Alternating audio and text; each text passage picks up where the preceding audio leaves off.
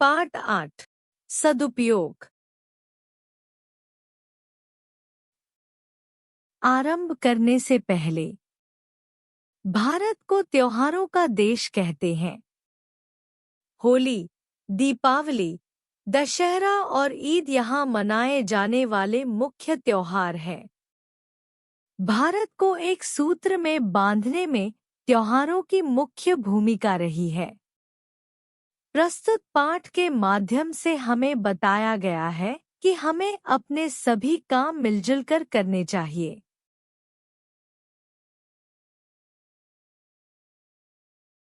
आज अनन्या और देवांश बहुत खुश हैं।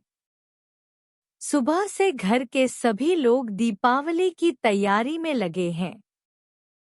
पापा रंग-बिरंगे बल्बों की झालर लगा रहे हैं। बगीचे में, छत पर, मुंडेरों पर झालर लग चुकी है। केवल घर का मुख्य द्वार ही बचा है। देवांश झालर लगाने में पापा की मदद कर रहा है। लो, अब दरवाजा भी सज गया।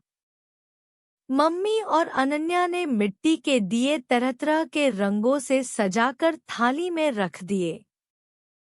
घर के आंगन में सुंदर सी रंगोली भी बना दी।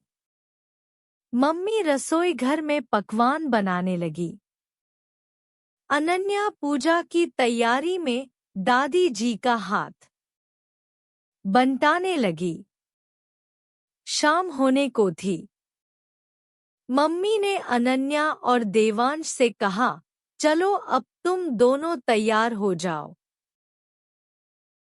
वे दोनों नए कपड़े पहनकर आ गए।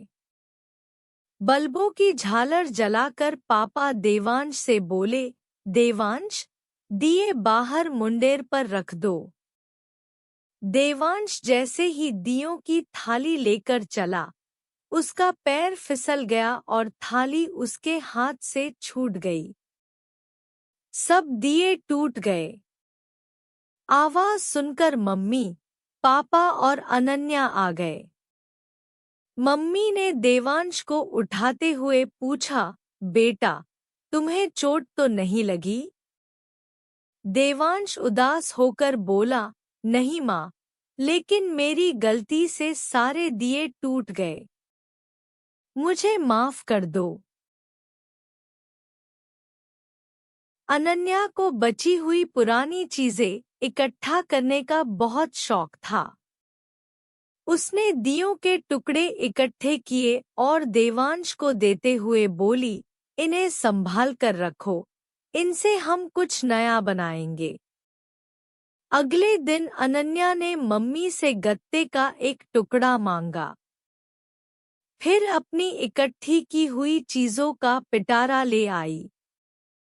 उसके पिटारे में बहुत सी चीजें थी, रंग-बिरंगे मोती, तरह-तरह की डोरियां, रंग-बिरंगे बटन सजाने वाले शीशे, टूटी हुई चूड़ियों के टुकड़े आदि। देवांश टूटे हुए दियों के टुकड़े और फेविकॉल ले आया।